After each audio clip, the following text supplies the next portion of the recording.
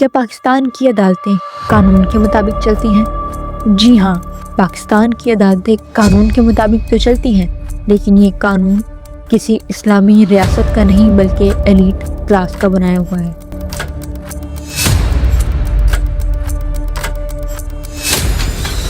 اسلامی جمہوریہ پاکستان کی تاریخ کے کچھ ایسے واقعات جو ہر انسان کو یہ سوچنے پر مجبور کر دیتے ہیں کہ اس ملک میں بسنے والا ہر شہری آزاد ہے یا نہیں۔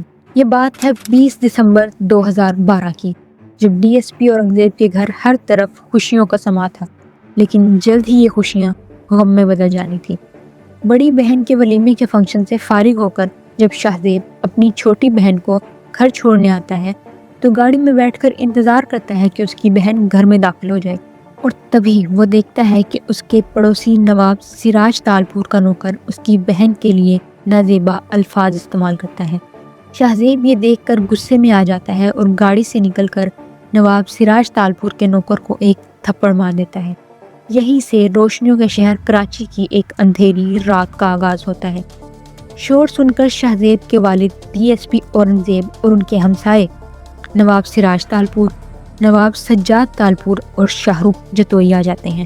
شاہ رخ جتوئی اپنے نوکر کی پستول پکڑ کر ہوا میں 3-4 دفعہ فائر کرتا ہے۔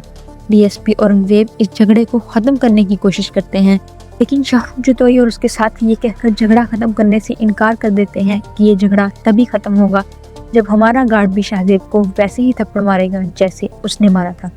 یہ سن کر شہزیب اور غصے میں آ جاتا ہے، لیکن ڈی ایس پی اورنگزیب اس معاملے کو رفع دفع کرنے کی کوشش کرتے ہیں۔ شہزیب غصے میں اپنی گاڑی لے کر وہاں سے چلا جاتا ہے، لیکن شاہ رخ جتوئی اور اس کے ساتھی شہزیب کا پیچھا کرتے ہیں اور پہلے اس کی گاڑی پر اور پھر شہزیب پر گولیوں کی برسات کر دیتے ہیں، اور یوں ایک معمولی جھگڑا کسی کی انا کی وجہ سے ایک نوجوان کی جان لے گیا۔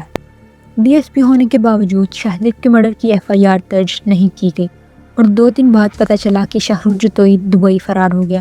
اس کے علاوہ پولیس نے بھی بھرپور کوشش کی کہ تمام ثبوت مٹا دیے جائیں تاکہ ملک کے ان وڈیروں کو بچا لیا جائے۔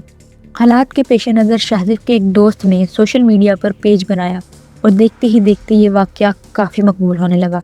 حکومت کو نہ چاہتے ہوئے بھی پھر اس پر ایکشن لینا پڑا۔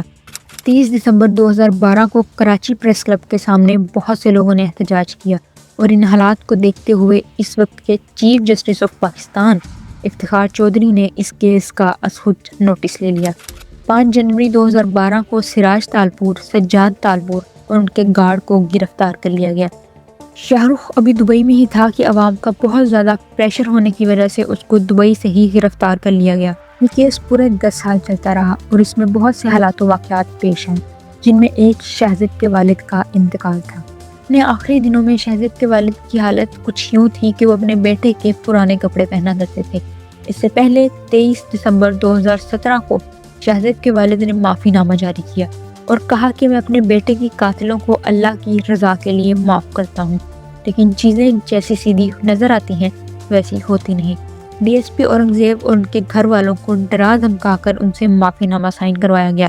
یہ کیس تب ختم نہیں ہوا، ایسے ہی چلتا رہا۔ جیل میں شاہ رخ جتوئی اور اس کے ساتھیوں کو ہر طرح کی سہولیات ملتی رہی، اور بالآخر وہی ہوا جو اس ملک کی عدالتوں سے توقع کی جا سکتی ہے۔ 10 اکتوبر 2022 کو شاہ رخ اور اس کے ساتھیوں کو باعزت بری کر دیا گیا۔ شہزیب کا خاندان غریب نہیں تھا، کمزور تھا شاہ رخ کے خاندان سے۔